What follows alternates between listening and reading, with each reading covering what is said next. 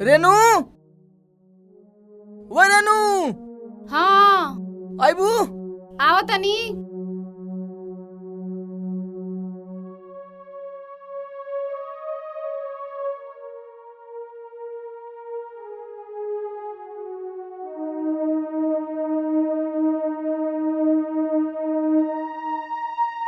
बोली का परेशान हो जानी का कह तनी। टाइम हो गइल बा, टिफिन रख दिलू न, जा तनी काम पे हम। हाँ रख दिले बनी जाई। ठीक बा तब चलो तनी। ठीक बा।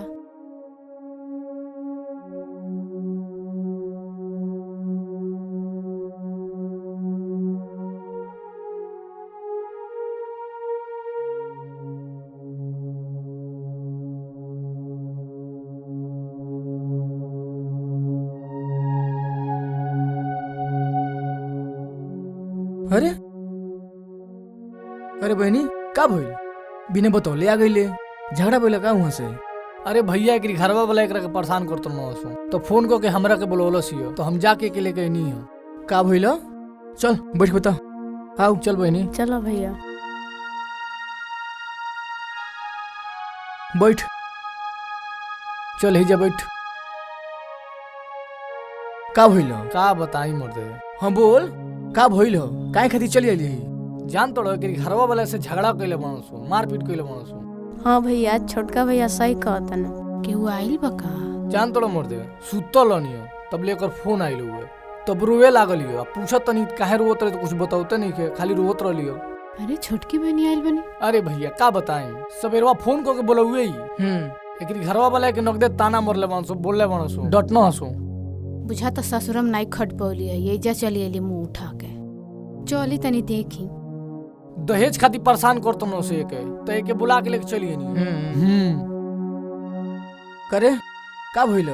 का कहत रहन सब कुल? जरूरे कोनो कांड को के आइल बड़ी। बोल रे का भइल? मुंह बाइन कर बोले वाला बोली है। भैया जौन दहेज में कलर वाला चैन देवे के वही चैन खातिर मरला लो पीटला लो से भैया के बुला के लेके चल आईनी। अच्छा हाँ भैया। साला कुल के ई मजाल। छोड़ा भैया वो कुल के हम समझा के आइल बनी, अब टेंशन के कोनो बात नहीं है। ठीक है बहनी, जो घर में आराम कर। ठीक बा चली। ओ कुल के कोनो न कोनो व्यवस्था बनावे के पड़ी। सही कहत रहो भैया, वैसे तो समझा के आइल बनी हम। अच्छा भैया ये बताओ अब का कइले? का बताई हम, काहे ना इनकर जौन लकीटवा बा अगर ये दे देतनी बाद में हमने अकेले ले, ये हो सकेला। वैसे इनके कहां जाए के बा, घर ही में न रहे के बा। अरे भैया का सोचे लगलो? तो टेंशन मत ले, लॉकेट कुल के दियाई। लेकिन कहाँ से लाकिट देबे? बानी न, टेंशन मत ले। लाकिट कहाँ से देबो भैया? अब इन बियाहे के कर्जा बटले बा। ते रुक, हम व्यवस्था कराओ तनी लॉकेट के। ठीक बा।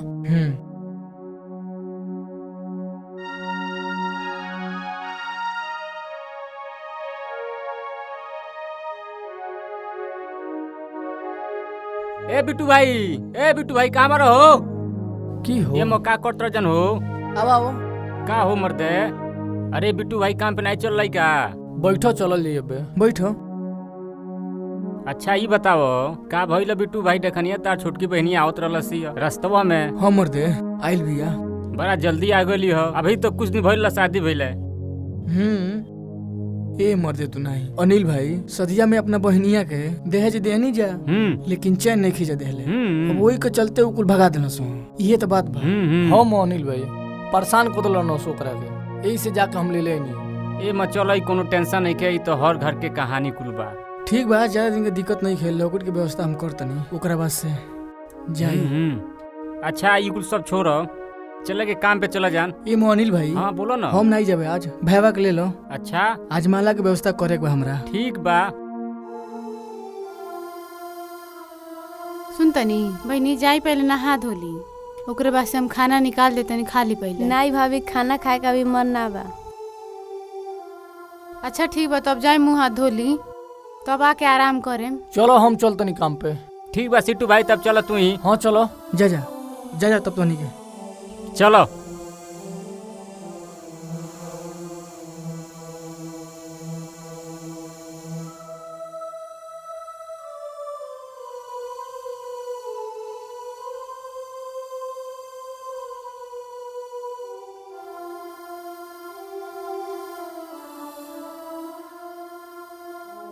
सुन तड़ू एक बात कही का।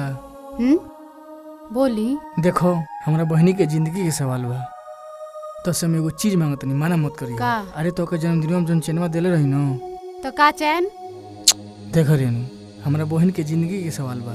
तो का चाहता नहीं हम चैनवा दे दी उनके उठा के? उनके कुछ घटे तो हमारी चीज उठा के दे देनी। माला हमारे देवे के सोचे मत। मान जाने यार। देख रेनू हमरा बहन के जिंदगी के सवाल बा, हम अपन चैन केहू के नहीं देम। तो के हम ऐसे बढ़िया खरीद के लिया के दे देम। तू दे दे यार, मान जा यार, दे दो दो। तो के हम ऐसे बढ़िया खरीद के लिया आएम, चिंता मत करो तुम। हमरा खातिर भैया भाभी से लड़ाई करते हैं। ऐसे बढ़िया हम लॉकेट किन के लिए आएम, तू चिंता मत करो, ठीक बा? हई जाके ई चेन उगल के मुंह पे मार के हम आए। रो मत ना यार, हम तक दूसर दे देम न। छुपा जा मत, रो जा, तुम दे के आओ तो नहीं।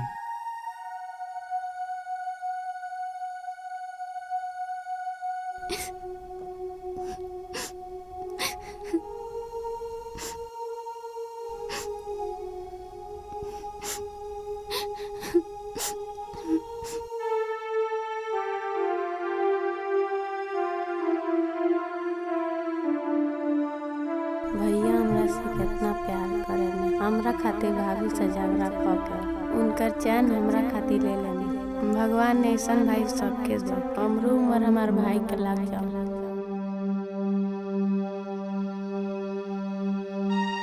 का भइले? का सोचत रही? हां बहनी, हईले माला आ उनके मुंह पे ले जाके मार दी।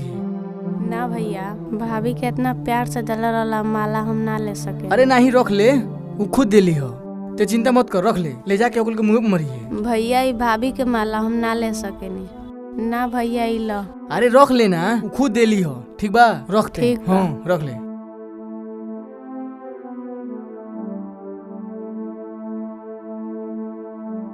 भाभी भाभी हो, सुन तड़ू, उठ न हो। कपड़ा देबू, नहाए के बा, बबिया के दवाइयो कराए जाए के बाटे। ठीक बा, रुकी दे तनी। ठीक बा।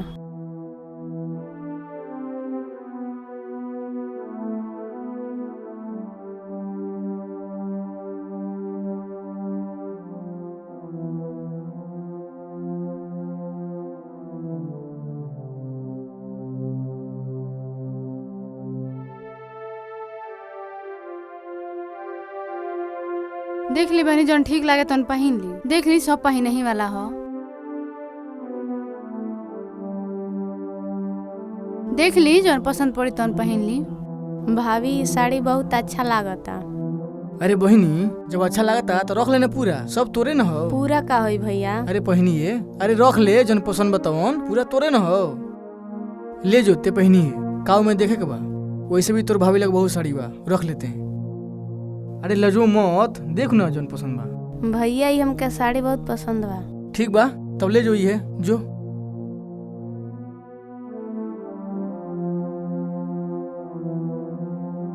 एगो साड़िया काहे उठा के दीनी? काहे सगरे उठा के दे दीनी? सब चीज तो हमारे दिए दिले बानी। जंत्र नहीं है ना कितना महंगा साड़ी रहल ह। अरे का हो जाई, वो छोट बहने ही है ना। एक तो दूध नहीं खाती घरे आइल बिया, एगो सड़िए दे देलू तो का हो जाई? तो सब ले जाई दे दी बहन ही है तो। दूसरा लिया जाई, ठीक बा? बड़ी रोज रोज दूसर लेतनी। जब आयरी तब इनके हमारे सामान लौकेला। एक बेर तो एली सब चीज लेके जाता रही, अब देखा का लेके जाइए।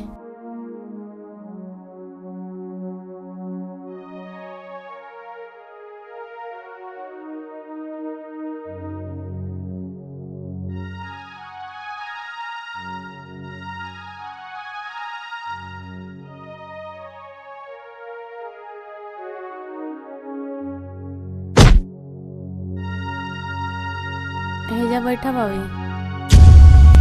हमार फोन भाभी गलती से गिर गई, सॉरी। कहाँ ध्यान रहला तोहर? हमार इतना महंगा फोन फोड़ दियलू। गलती से गिर गई, सॉरी तो बोलते नहीं भाभी। तार सॉरी काले से हमार फोन सही हो जाई। कबर कहले बनी अपन लइका फैका संभाल के रखल करी, फोड़वा दीनी ना फोन। जब से आइल बड़ू तू तब से हमार नुकसान पर नुकसान करावल जाता डू। रोज एक घर में एगो न एगो विपत रहता, हमार ये कपारे रहता। अब रोअलका से फोनवा हमार मिल जाई। अब बताओ कहाँ से हम अपन फोन लेके आई? सब चीज तो हमार बेचवाइए दिले बाड़ू। कहो का भइलो? काहे चिल्लात रहत तनी के? आई काहे रोत यही? का कहलू हो? चिल्लात का बनी? देखिए हमार कितना महंगा फोन फोड़ दियली। जब से आइल बड़ी तब से हमार नुकसान करावल जाता डी। परेशान हो गइल बनी हम रोज रोज के नौटंकी देख के। ओहो तब फोनवा न टूटल हो का हो जाई एक हती काहे के बोला तड़ू। यही चलू यस नाई खप पैली हो जाकम और आ गेली है हमनी कपारे पे। रेनू मार ली इहो श्रद्धा पूरा क ली जन मार के। तमीज भुला गेल बड़ू जवान अपन सही करके बोला तू तनी तमीज में रह। का तमीज से रही जे साल में तेज नौटंकी फैला के धइले बड़ी। नौटंकी फैलावती आई कहां जात रे रे रुक रे रे काहे खिसिया गेले रे। हां बड़ी बहनिया से प्यार बन अरे काहे रो लगले रे इतना छोटा छोटा बात खातिर रो लगले। ओकरा बाती के बुरा माना जाला उतइंगे बोले ली बताओ भैया एगो मोबाइल गिर गलो खातिर भाभी हमके उल्टा सीधा बोलली है। ओकरा बाती के टेंशन ना लिया जाला हम तो नहीं बोलनी हो बताओ की तेरे रोत का बोला भैया काहे रोतिया। अरे कुछ ना एकर भाभी ऐसे खाली अगर फोनवा गिर गेल हो तो ओई खातिर के बोलली हो यही से रोती है। ये मर्दे फोनवे ना टूटल हो आ जाइत ना या काहे के बोलली हो। एक तो कितना दिन के बाद आइल बिया उनके बोलल चाहत रहे के पहले ही से वो बेचारी परेशान बिया। अरे हम का बताई चल ठीक बा हम झगड़ा शांत करा देव ते टेंशन मत लेते एक लिया के ते घरे जो। ठीक बा हो माला के दे दल बनी ले जो के घरे पहुंचोले आओ हम आओ तनी। ठीक बा जो बहनी जाके तैयार हो जो तैयार हो कोकरी बात से चलल जे। ठीक बा भैया। ठीक बा जो।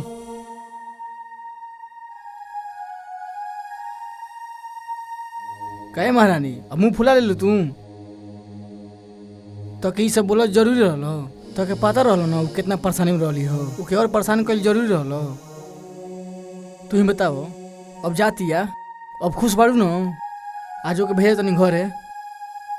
अरे यार तू बताओ एक तो इतना दिन बाद आई रहली हो ओके बोल के तू रुआ दिलू हो अब तक दिल के तसल्ली मिलता ना तो का करी हमारी वजह से जाता डी का। ये तो मैं खिसियाए वाला का बात बा कम से कम ओके तो खुशी खुशी विदा तो कर दो जिंदगी भर तो तारा लगवा रही नहीं। हम का विदा करी। ठीक बा न तू विदा करो खाली तू मुंह फुला के बैठ तू कुछ मत करो। जाई है करे विदा। गोड़ लगते भाभी। रहे दी गोड़ मत छुई। भाभी अब खिसियाले बाड़ू का जा तनी घरे बोला न भाभी काहे न खूब बोलत।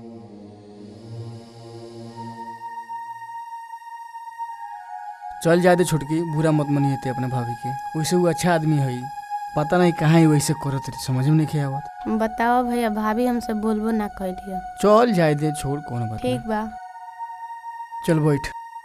नमस्ते भैया। खुश रहो। आओ बैठ। अच्छा भैया। चल तंजे भैया। अच्छा ठीक बा जा पहुँच के आप फोन कर दिया ठीक बा। ठीक बा।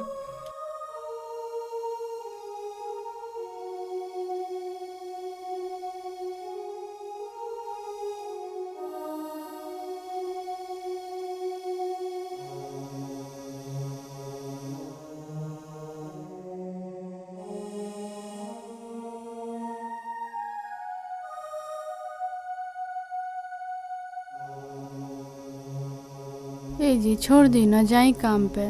पागल हो तो क्या मैं ये हालात में छोड़ के हम कैसे जा सकेनी। कबले हमार सेवा में लागल रहे इतना दिन से छुट्टी मार ले बनी कामों कल तो जरूरी बन जी काम अब नहीं करे तो कैसे हमने काम चली।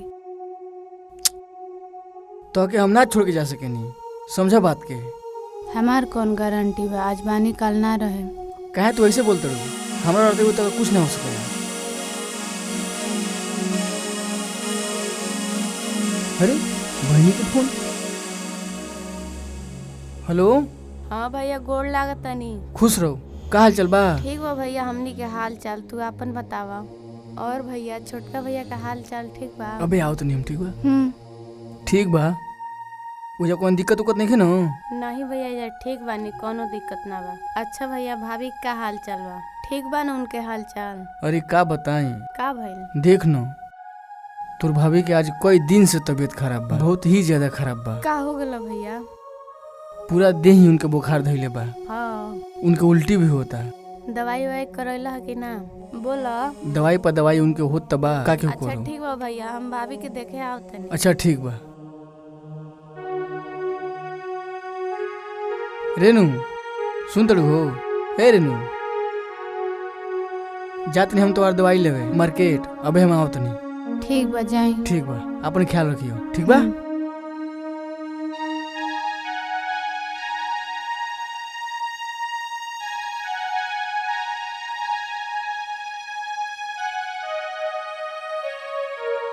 भाभी, ए भाभी,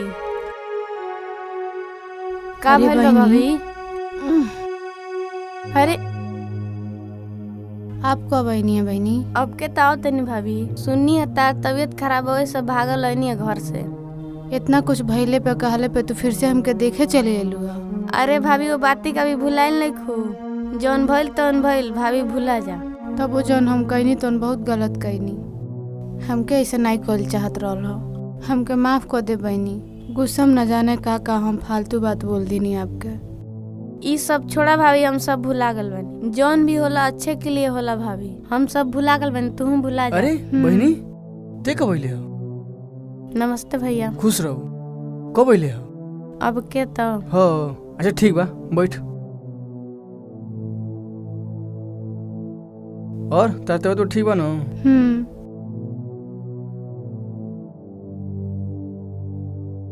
मार्केट में इतना भीड़ बा। भाभी हम तारा खातिर कुछ लेके आइल बनी। ई देखो तार चैन, ले लो भाभी। ई माला दे के हमके शर्मिंदा करतनी। अरे बबिया, ये ठीक कहतड़ी।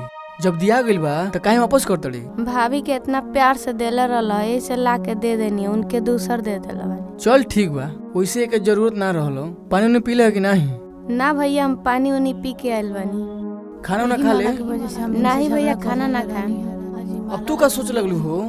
अरे रख लो, बहनी बड़ी प्यार से दिल बिया, आ तू उठ खाए गइलू हो। आराम करो, तोर तबीयत खराब बा, हम जात ने बहनी के पानी पिया देम, तू आराम करो। डॉक्टर कहले बा कि तू आराम करो, सुत तू आराम से। हम जात ने बहनी के पानी पिया देन, ठीक बा? चल।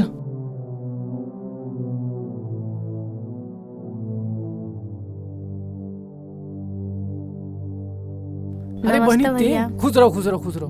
बैठ बैठ बैठ। का हाल चल बा? ठीक बा। कब अइले हो? अब के तो आवता नहीं। अरे भैया, भाभी के तबीयत खराब रहल, वैसे सब काम धाम छोड़ के चल आइनी। चल ठीक बा, आ गेले तो सही बा। भैया अकेले भाभी के सेवा वो करत रहने हो, ती आ गेल बड़े, ते देखी अब ते सेवा पानी करी है। ठीक बा भैया, हम वही खातिर आइल बानी। जो भाभी के खाना उना खिया दे।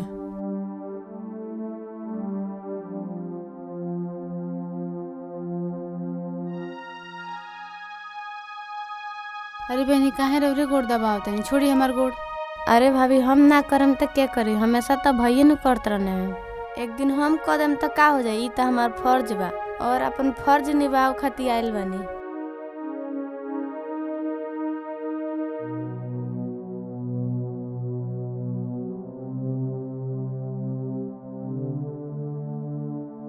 देख लेलू न, एक तू गलत आदमी समझ रहलू। ले पकड़ के हैरुतिया। दो भैया। पकड़, रोत यही बहुत ज्यादा। देख लेलू न, बड़ा है के हमरा बहनिया के भला बुरा कहत रहलू हो। हाँ जी, आज ये तरह कामे आइल बिया न। बोलो, सही कहतन जी। बताओ, खाली सुनलसी हो कि तार तबीयत खराब बा, सब काम में छोड़ के तक देखे चले हो। यही कहल जरा प्यार, समझ लू? हाँ भाभी, भैया सही कहतने, आपन आदमी अपने होला। हाँ बाबू। आज देखो सब चीज छोड़ के तार सेवा पानी करे खातिर आ गेल बिया। जाए दो भैया, जौन भइल तौन भइल, काहे ओके बार बार याद करत रह। अरे ना रे बहिनी, याद कुछ नहीं करावत, बस इनके एहसास करावत रहनी है। जन कोइले वाली गलत कोइले बड़ी। अरे रे, आराम से आराम से। गलत कोइले बड़ी तो गलत कोइले बड़ी। हाँ जी, रौरे सही कहतनी। आज उ सब कह के हम बहुत पछतातनी। रौरे सही कहतनी जी, जौन भी कहले बानी, आज वो बात से हम बहुत शर्मिंदा बानी। चलो ठीक बा, ज्यादा शर्मिंदगी महसूस न करो। आज की बात से तहनी के मिल मिला कर रही जा। और आज से ही झगड़ा खत्म करो जा, कोनो झगड़ा नहीं है। अच्छा से बनाओ जा, अच्छा हाँ से भाभी, खाइए। छोटका भैया सही कहत। चलो ठीक बा, पछतावा न करो। घर में ये सब होत रहेला। परिवार में नोक झोंक कहाँ ना होला, सबके घरे होला। हाँ सही बात बा। सही बात बा।